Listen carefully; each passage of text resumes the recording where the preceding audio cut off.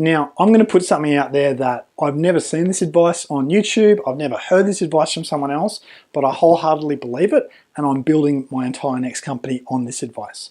And that is that I believe you should spend 2% of your revenue on consulting. 2% of your revenue should go to getting the best experts to show you exactly what your strategy should be, to help you fine tune your strategy, to get involved hands-on in your business with you. 2%. So if you've got a $1 million turnover business, you're talking 20 grand. If you've got a $2 million turnover business, that would be say $40,000. And that is cheap. Because here's the thing, if you've got someone who knows their stuff, who can step in from the outside, who's seen it before, who can look at your strategy and look at what things look like on the ground, they will save you so much more than you spend getting their opinion. They will save you so much, it's ridiculous. So one of the key things we did this year was we had a consultant come in and we paid him pretty big bucks. We paid him some decent money, and he's paid for himself 4 or 5 times over, okay? He was able to show us our blind spots that we weren't aware of. Now, when you're a $1 million business, you've got blind spots everywhere. You can't even see them, but they're there. Now that we're at nearly $2 million business, I'm a bit more aware that we've got blind spots.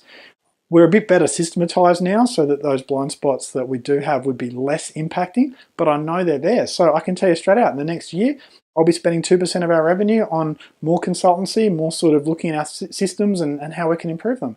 And then one day when we're a $10 million business or a $100 million business, we'll still be putting 2% in to consulting, even if we think we don't need it. If we think we don't need it, one, we're delusional, but two, it'll still pay for itself. So that would be my biggest tip. If I'd done this 3 or 4 years ago, we'd be twice the size we are now, and it would have been with a lot less pain. Now, how do you choose a good consultant? You want someone who's going to come in and be hands-on, okay? You don't want someone who's going to come in, look at your documentation and tell you about your documentation. You want someone who's going to come in and see it. They're going to sit in the office, they're going to see what happens in the office, they're going to go out to where you deliver your product or service, they're going to see what happens out there, they're going to look at your books, they're going to sit down with you, and they're going to be hands-on, okay? A good consultant's going to break bigger issues into smaller bite-sized chunks, help you deal with each little bite-sized chunk, and then they're going to give you options for each area and maybe even help you implement them, okay? That's what good consulting looks like. The reason why so many people are hesitant to spend serious money on good consulting is because they're not imagining that. They're imagining someone from out there coming and having a half-hearted look at your business, not really understanding it, throwing a heap of recommendations and leaving. Okay, I wouldn't recommend you pay for that, and I wouldn't do it either. In fact, with About to Fly, which is my consulting business, my goal for that is that we would pay for ourselves many times over by actually getting in and finding the pain points and dealing with that for people. Because I've now learned from experience that you don't need to solve everything in someone's business.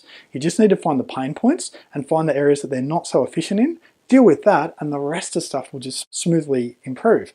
So I've seen that in experience, but if someone had told me that a year ago, I wouldn't have believed it. Or I would have said, oh, I don't have the budget. But good consulting pays for itself. So however you're going to get it, get good consulting and put that money in and watch it turn into something good.